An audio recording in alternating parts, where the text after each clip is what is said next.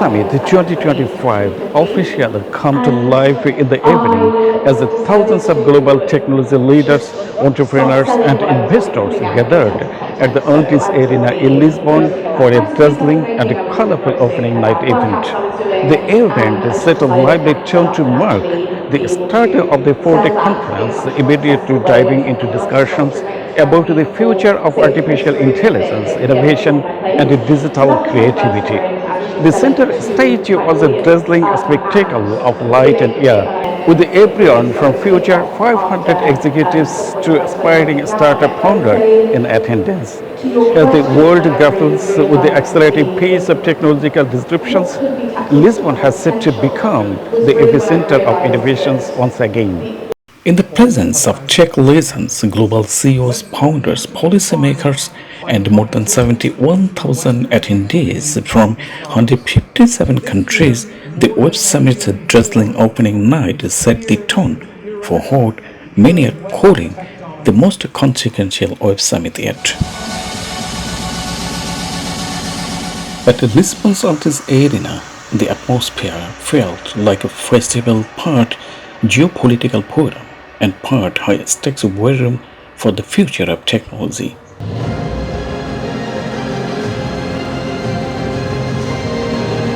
I declare Web Summit Lisbon 2025 officially open! Woo! Lisboa! Kicking off the night, Portugal's Minister for Presidency, Gonçalo Matias, delivered an audacious message. Portugal is ready to become a world leader in artificial intelligence. Matias outlined a sweeping national AI agenda from training 2 million citizens in digital skills by 2030. We have launched the Digital Skills Pact, aiming to train over 2 million citizens by 2030.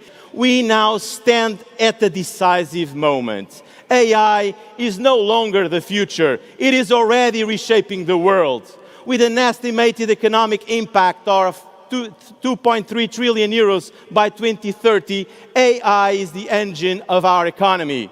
We want to empower our scientific community. With Amalia, we are giving answers we couldn't give yesterday. Amalia is more than a model. It is a bridge between ideas and action, and a promise that technology, guided by our values, can transform society and create opportunities for all. Portugal is positioning itself as a leading European hub for AI gigafactories, with an estimated investment exceeding 16 billion euros.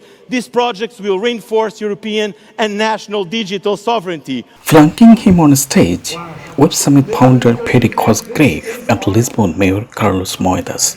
Moedas, riding a wave of excitement over Lisbon's booming startup scene, declared his city on track to welcome its 70th unicorn and posed a bold claim. Lisbon aims to become Europe's capital of innovation. Welcome to Lisbon. Welcome to this incredible crowd. Help me on those next steps for the next 10 years, that Lisbon will be not just the capital of innovation, but will be the capital of culture and the capital of social justice. Paddy Cosgrave, known for his outspokenness, issued a stark warning. Europe and North America, he says, are losing the technology race.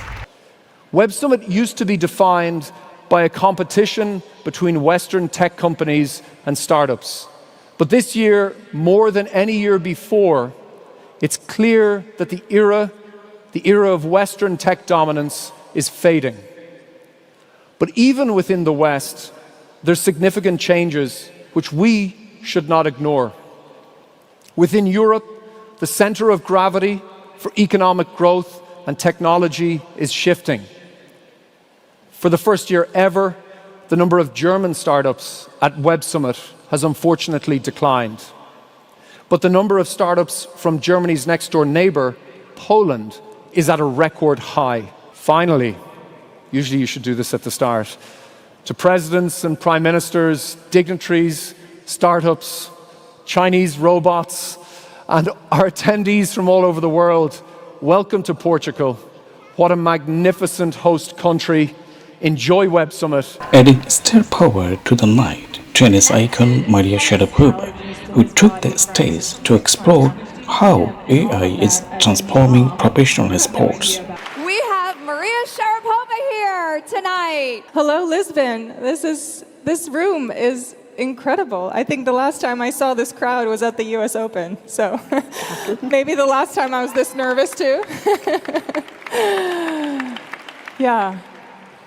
All right, so you've experienced the sport at the highest level. So explain how AI is changing the player experience and talk a little bit about preparation, but also performance. It's 80%. Time I heard of that figure, that number of winning matches, I was like, oh, well, that's not too bad. I said it could have been 85. It's so interesting because I left the sport about 5 years ago, and it's been incredible to watch the transition, particularly with the way that athletes prepare for matches and the way that athletes recover for matches. I remember spending time with my coach for several hours as he navigates different video in order to compile a 2-minute clip for me to watch prior to a match, right? To go over an opponent's favorite shots, where they're going to serve on break point. All that took him several hours, which now IBM's able to provide within minutes. Also predictive patterns from myself. So I'd come off the court and I say, hey, I did that. And he's like, I don't know what match you were playing, but this is the stat. So he's able to get that and show it to me in real time. Recovery, understanding how the body performs and how it recovers, to see how athletes are taking that seriously now with AI tools is incredibly impressive. We'll speak on longevity a little bit later, but that's one of the tools that I've seen it being applied where I think that's going to make some of the biggest difference in AI technology. The Web Summit 2025, where flags of more than 100 countries, including Bangladesh, were raised for the first time, symbolizing global unity in tech. 100 entrepreneurs from each country, from Algeria to Zimbabwe, joined the stage. This movement, a vivid reminder that innovation today is truly global. There is no bigger topic here than artificial intelligence, whose organizer described as the summit center theme and the bigger problems facing the tech sectors.